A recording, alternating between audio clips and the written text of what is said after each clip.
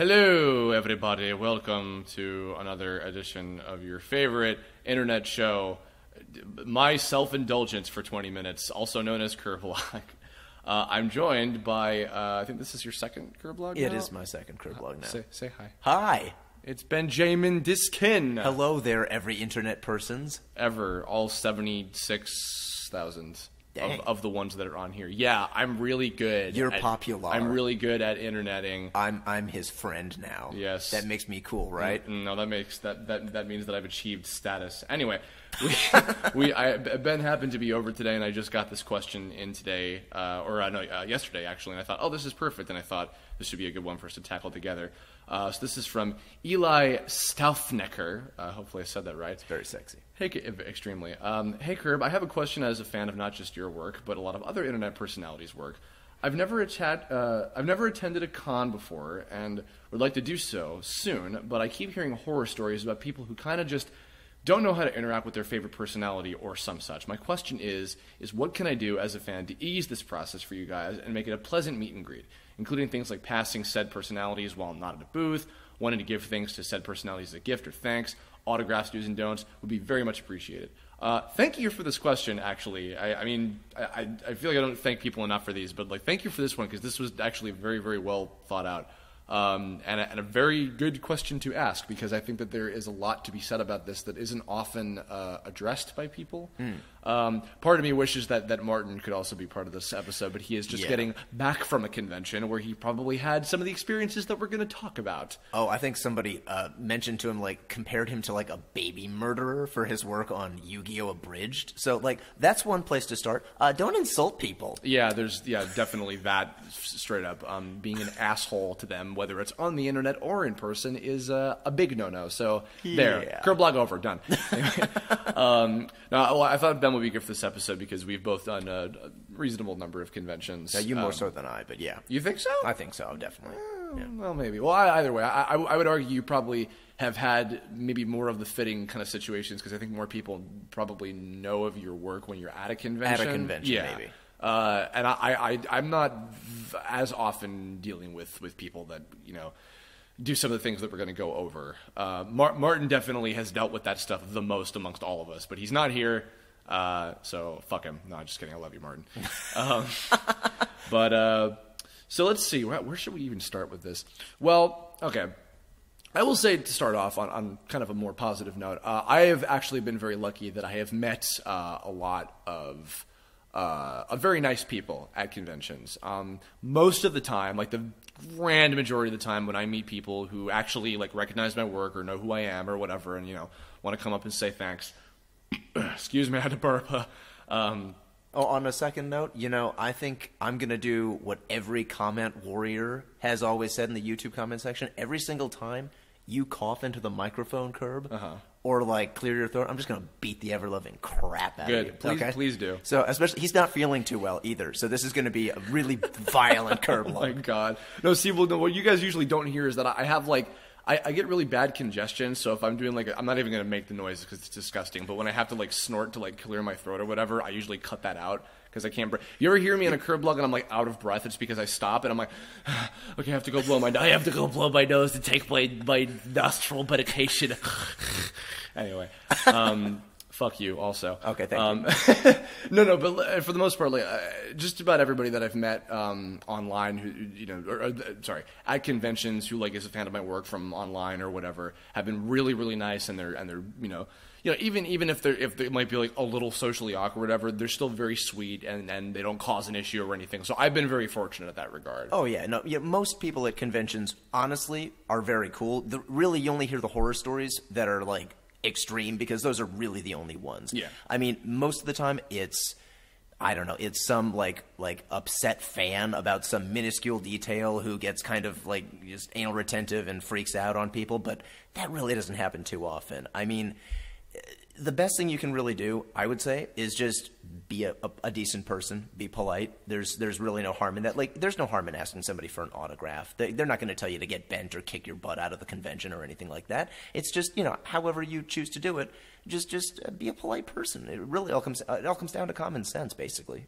And in addition to that, too, it's what I think people don't often realize too, or they don't like stop and think about this too much, is that they're all people. The guests that they're wanting to talk to are all just normal, decent people for the most part. Yeah, not me. There's not you. No, I mean honestly, there's a few people who are assholes. Oh well, okay, yeah. But you know, what I mean, we don't have to go too deep into that. But I mean, for the most part, they're all just guys that happen to have cool jobs that, from the perspective of fans, is really awesome and is meaningful to them, and it's meaningful to them that it is meaningful to you. Yeah. But it's still a job, and they're still just a human being paying their bills like everybody else. I think the problem, and it's not that big of a deal, but the problem is people, because they're like, oh, they voiced this character that was like super meaningful to me because I watched the show or whatever, what have you, or if they're a director or an artist or anybody that did anything of any significance to them, they put them on this pedestal of like, they're more than just human to me, but they're people, and they're gonna react and be cool with you the most if you just talk to them like you're a person. If you get to like fanboy or girl-ish or whatever, then they're not gonna like treat you badly or anything, of course, but they're gonna go in with a certain mindset of like, okay, they're young, they're looking through rose-tinted glasses at me, like in a certain way, and And yeah, not only that, I mean, also you got to realize, guys, to those of us who do voiceover for a living, it's not like being an on-camera celebrity where like everywhere we go, people recognize us and ask for our autographs. Like, no, only at conventions is it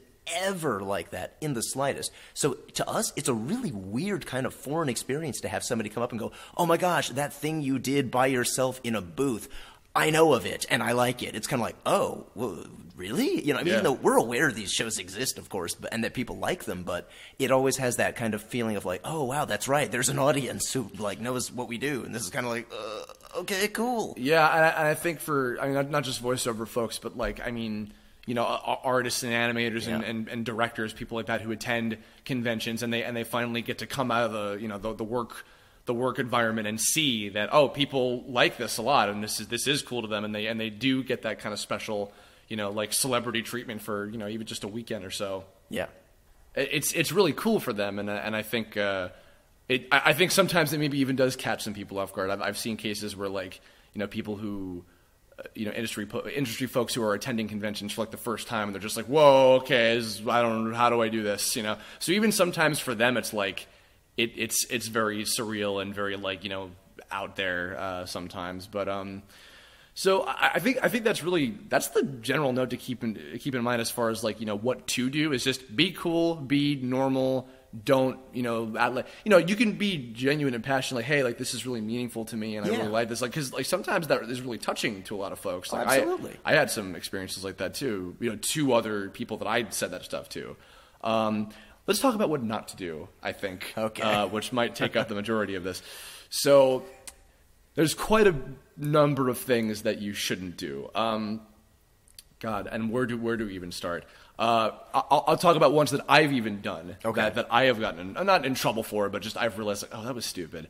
A lot of these people who maybe go to a lot of conventions are not always necessarily going to remember you. So your question shouldn't be, do you remember me? Oh, yeah. I did that once and immediately regretted it. Ooh. But thankfully I was like, okay, I'm never doing that again. Why did I even bother with that? It was ridiculous because just immediately the logic hit me of like, okay. Right, guys, I mean, listen, it's totally nothing personal. If like whoever you're asking that to doesn't remember you, it's not because you're not important. It's because usually that person has met like 1,000 people that day and seen like 1 million faces and they don't remember anybody. Like there's a friend of Kirb's who I ran into at a convention, saw him again with Kirb, totally didn't remember him at all, and I felt really bad. But it's like in those particular situations, we see so many people, we just can't remember. So there's no real reason to even ask, because unless he goes up to you and goes, hey, I remember you. You're that guy who said this, this, and this. Just don't even put it out there. Yeah, it's not worth it. I mean, even in real social situations, it's like, sorry, I forgot that I met you before. It's like, it's human, whatever. Sorry, I cut you off. Chances are, if they do remember you, it's usually not for something good. It's usually like, oh, you're the person I had to call security on. Yeah. Or sometimes they might remember you because, like, maybe say you gave them a gift or something. Sure. Or like, that's fine. Or had a nice experience with. On that note, too, gift giving. Yes. I mean, there's been very rare extreme cases of, like, people giving inappropriate things, like porn, which has scared people like Tress McNeil and Kath Soucie from ever going to conventions, from what I understand. Yeah, don't give like nice ladies porn. Please don't do that. Yeah, not nice ladies who seem like your mom that would bake you cookies. It's just like, here, I drew this porn of this character you played on this cartoon show for children that I grew up with. Oh, it's like, thanks, I'll frame it? Right. What are they going to do with that? It's like, come on. And again, those are very extreme cases. Yeah. I think because I've also given gifts to people before. I think those are usually best saved for like autograph lines. If it's like, oh, thanks for sending me a thing. Also, here, this is for you. And I 9 times out of 10, I'm like, oh, thanks, that's awesome. Oh, here's one. Okay. So this is for aspiring voiceover actors out there. Oh boy. All right. I want to put this out there. It takes a lot to piss me off. So the people who've done this to me, I'm not mad at them. I don't have anything against them. Okay. So, don't try to give actors a demo reel. It's like I said, it's nothing personal. It's just that none of us can really do anything with that. Yeah. I've had people just basically say, hey, here's my demo. Do you think you could, like, give it to the people at Bang Zoom or Studiopolis and see if they'll have me into an audition? And I'm like, no, I really can't. I mean, like, there's seriously nothing we can do. Like, if you were my best friend, I probably could not get you into, like, Bang Zoom or Studiopolis by just giving them a demo. The trouble is, they need to actually know who you are. They need to see you. They need to hear you audition in person. Otherwise, it's really just, it's just your voice on a tape. Or not a tape. Wow, boy, I'm dating myself. Sorry. Guys, I'm 32. I was around for tapes. Cut me some slack. Me too. It's okay. But anyway, there's not much we can do. And also, if I did do that, if I did go to somebody like Jamie Simone and go, man, you got to listen to this guy. He's amazing. And then you come in and you stink. I look like a complete jerk. So basically, for my own sake and because it just wouldn't really accomplish anything anyway, it's just not going to happen. So don't bother doing that, guys. There are way easier ways of getting into places like that, and through actors, we have like more appropriate ways of getting into doing that. Yeah. I mean, like, and to be totally honest, like, yes, there have been a few rare exceptions of like people that meet other people through conventions. Yeah. That sometimes that might lead to something. Usually, if like. Because I know people who are friends with like people that started out as fans, and I mean like Kyle and like a bunch of the folks that voiced the Net Kings on Tome. Like I was a fan of all their work individually, and then I got to know them separately, and now I can consider a bunch of them friends. But that was like over the long period of time. That's not like I'm going to go up to this convention and like just expect that this happens. It's like it's 9 times out of 10 that's not the best place to be doing that. So but for sure, like if you establish yourself as a cool person, and maybe down the line like they might actually keep in touch with you, or you're cool with them or whatever, and those are rare exceptions, sure. But that also dates back to what I said before of like you just got to be a cool person. Don't be like too like fanboyish or fangirlish or what have you. We're just people. Yeah, that just be a person to another person. That's what it comes down to. Yeah. Other things, not super crazy, but like be if it's okay to be nervous. I've been nervous when meeting certain people before that like I really look up to or whatever. It's totally fine. Just like don't let it get the better of you. Be careful to maybe not say anything like offensive or inappropriate or whatever, especially if you don't know of them as a person all that well. You just know of them of their work. You just got to remember to be very tactful. Oh, and guys, usually if there's something that was done to a show that you really like, maybe in the original Japanese and it came out in the English dub, first of all, in terms of actors and even the directors, a lot of times we have no say in what happens. Yeah. So, like, it's not like, the mean Americans are trying to ruin your great cartoon. So if there was, like, a serious flaw that you found in, like, the dub of a show, when it comes to anime anyway, like... It's not their fault. Yeah, don't even bother bringing it up because we can't do anything about it. No, I mean, honestly, I'll even say flat out, like, I mean, a lot of the New York actors that did a lot of stuff at 4Kids back in the day, and they're still doing stuff on, like, Pokemon and Yu-Gi-Oh!, a lot of them didn't go to conventions, not just because, some of them just weren't really into wanting to do that, but because it's like, I don't want to go to a convention and just have all these people, because all they would do is blame the actors for everything on the internet, like not knowing how this stuff works. And It's like, I can't blame them for for not wanting to be faced with that shit, you know? Yeah, guys, this is a job. We have to do what the director tells us, no matter what it is. And the director has somebody watching over them, telling them what to do. So, I mean, these decisions, we really can't make them on our own. Yeah, so just be mindful of that. It's like they're literally just a cog in the wheel, if it's a voice actor in particular. Oh, yeah. You know, and also, I guess, like, for animators and artists and things like that, generally I find the artists and animator people to be a little more shy. Yes. I noticed like they can be a bit more. Oh no, Ben got a text message and it's archived on the episode forever. Oh God, why? You fool! I forgot to turn my phone off. I'm a good voice actor. You silly bitch. Yeah, like I think you know they tend to be a little bit more reserved. So you know definitely be mindful of that. I think you know be a little more low key. I usually have a completely different approach to when I'm like talking to people in like Artist Alley or like. Even if it's a guest who's like an animation person or whatever, they're completely different. They're not nearly as like bombastic or like, you know, as much of a personality as like actors and things. Yeah. They're just like, hey, what's up? Like they're even more like a plain dude or chick or whatever. So yeah, you know, I mean, befit two different types of people. I think that might be you know, worth keeping in mind about. I guess lastly, just because this was part of the question as well, if you happen to see a particular guest of any kind, you know, somebody that maybe you want to go talk to. I've done this all the time, and you know, like gone up to people, you know, when maybe they're not at a booth or they're not at a panel or whatever, you know, afterward or something.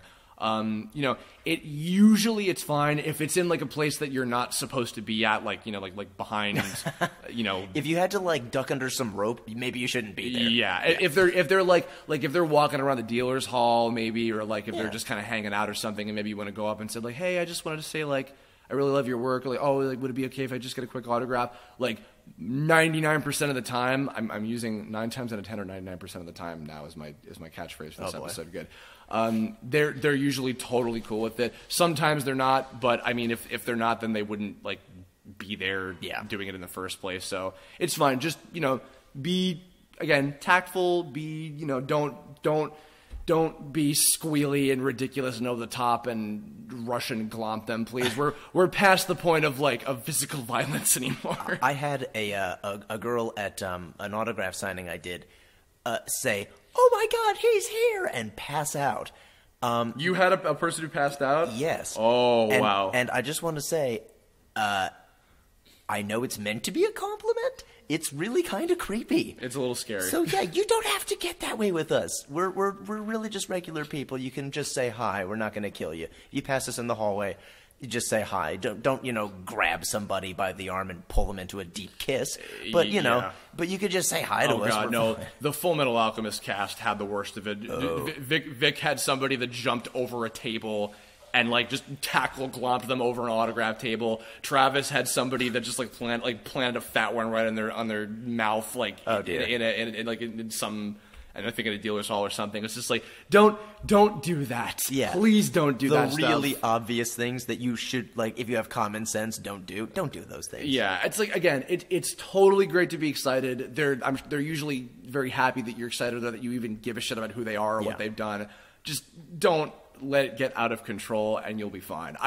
I'm happy to say, to just kind of go back to the beginning of this, it's very rare that I see this anymore. Yeah. Like only once in a while, like if I'm at a convention with Martin or something, like only once in a while I'll see somebody be like rude or awkward, like at worst or something. Like I've not borne witness to a whole lot of like really bad, like, I don't know, like Chris Chan level of bullshit or whatever. You know, I've had a couple experiences that have been like, ugh, you know, but they've not been like you know.